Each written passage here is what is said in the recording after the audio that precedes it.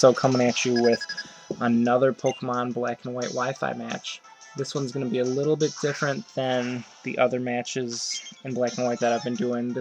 I've actually gone back to my old team here because this is actually the second match that I've had with my opponent, Breezy. He contacted me and asked me if I wanted to have a battle, and I said sure. And the first one went awful for me. He used Mineshao, I believe, that fighting like weasel guy, and I have no idea what his movesets were, and I kept switching in guys that he had super effective moves, and I was just getting rocked by everything. So I asked him if we could have a rematch, and this was our rematch. It was a much better battle, much closer here. So here, I was pretty sure, I'm falling behind right here, but I was pretty sure his Gengar was going to use Thunderbolt, so I go into Jolteon to absorb that, and then he goes into his Venusaur, not wanting to take the Shadow Ball to his Gengar's face. And here I go into Gyarados thinking that he's going to use some type of ground attack, and that's exactly what happens. So Gyarados avoids that. Here, I know he's not going to go for the ground attack again, so I switch out and I go to Houndoom here. And he doesn't use the ground attack again, and he actually switches out and get the Sun Up. So that was actually a really good play for him, because I could have used the Waterfall on Gyarados thinking that he may switch. So risky play on his part, but kind of pays off because he gets the Sun Up for himself. Though here, we both use Nasty Plot.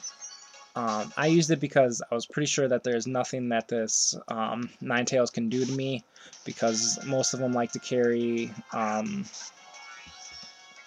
Fire Blast or some type of fire move, which I'm going to resist, and Energy Ball, which I'm also going to resist. So that's why I went for the Nasty Plot, and he switches out knowing that there isn't anything that he can do to me, and goes into his Togekiss. And I go for a Dark Pulse, which is going to easily be a 2-hit KO. So I'm sitting pretty good right now, but we'll see how the rest of the battle goes. Here he sends out his Venusaur again and goes for a Hidden Power here. And here I didn't even notice that he was outspeeding me, which is going to come to be like a huge problem later. I just figured that Houndoom was outspeeding, and I guess I just wasn't paying that much attention while we were having the battle.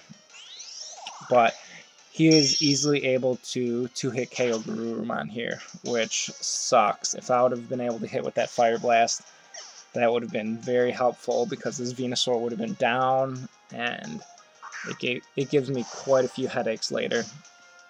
So here I go into Apogee, knowing that I'm just going to be able to confuse it and with Dynamic Punch, and that's going to suck for him.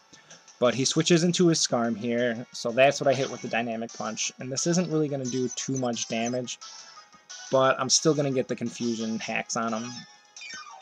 So awesome for me. Here, I could have switched into Jolteon, which may have been a better move, because then I would be able to hit him with Thunderbolts. But I decided to stay in and just see how much a Stone Edge was going to do.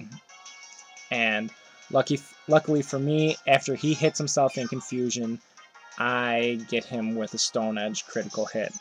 So I'm not sure if that mattered, because after the Dynamic Punch I did do quite a bit of damage. But the confusion hits on himself definitely did matter, especially if he was going to roost up. I'm not sure if that's what he was going to do. I'm guessing that's probably what he was doing, though.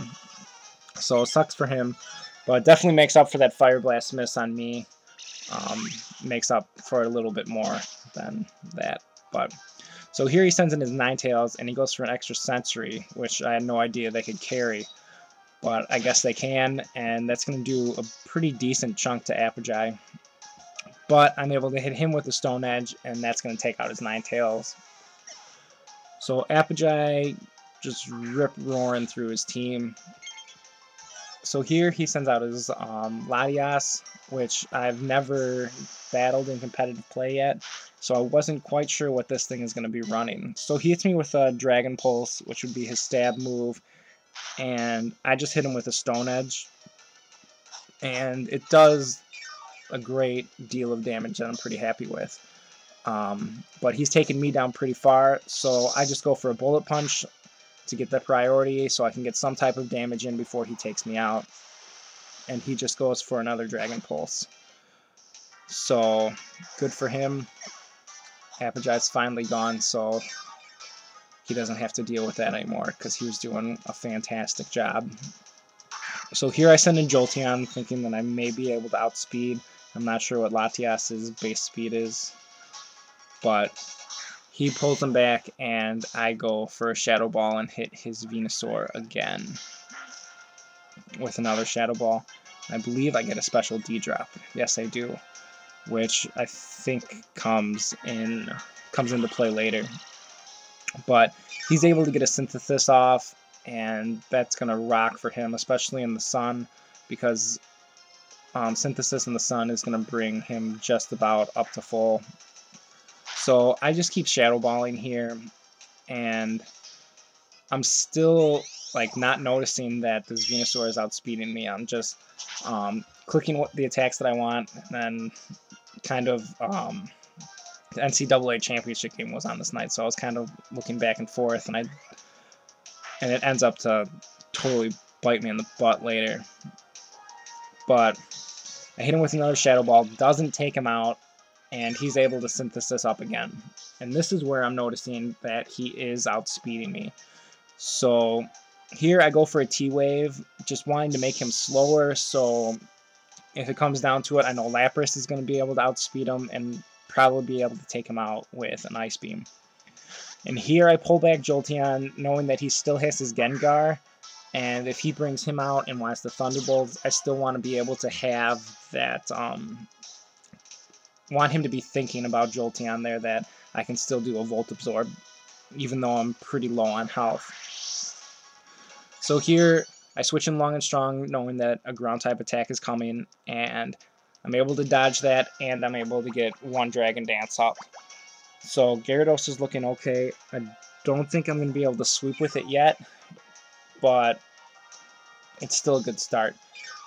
And then he seeds me, which I don't think is going to be too big of a deal. Kind of sucks, but I'm going to be able to play through it, I think. So I go through my Stone Edge, and that isn't able to take him out, but it does a pretty good amount of damage. And he ends up getting a pair of Hex there. So Gyarados doesn't have to take any type of damage there. Here he sends in his Casper or his Gengar, and I'm going for a Stone Edge, which is going to do a pretty decent amount of damage on this Gengar. Not going to take it out though, so that sucks. But not a big deal. Here I switch into Jolteon just to see if he would go for the Thunderbolt, just to see what he's going to do. If I lose Jolteon, it's not that big of a deal, because I'm not really going to be able to switch him in onto any type of attacks other than Thunderbolts. So he makes the correct play, doesn't go for the Thunderbolt. And here I send in Swampy, and because I know I'm going to be able to take a bunch of Shadow Balls. And here I kind of make a misplay. He gets the special defense drop, and I went for the late game Stealth Rocks because I knew that a lot of his guys are still pretty low on health, so I don't want him to be able to still switch. I want him to still be thinking that there's no way for him to be able to switch. And I was thinking that maybe those Stealth Rocks might be able to take out his Latias. But I don't know. We'll find out. So Gengar goes down after Ice Beam, and out comes his Latias. And it definitely had a lot more health than I remembered. So that totally sucked. So Latias still alive and goes for Recover. And I'm thinking, crap. I know Swampert's Ice Beams aren't going to be able to do too much, aren't going to be able to take it out from that health.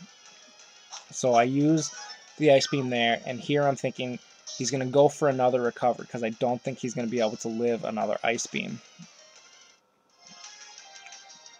But he was just going to kill my Swampert.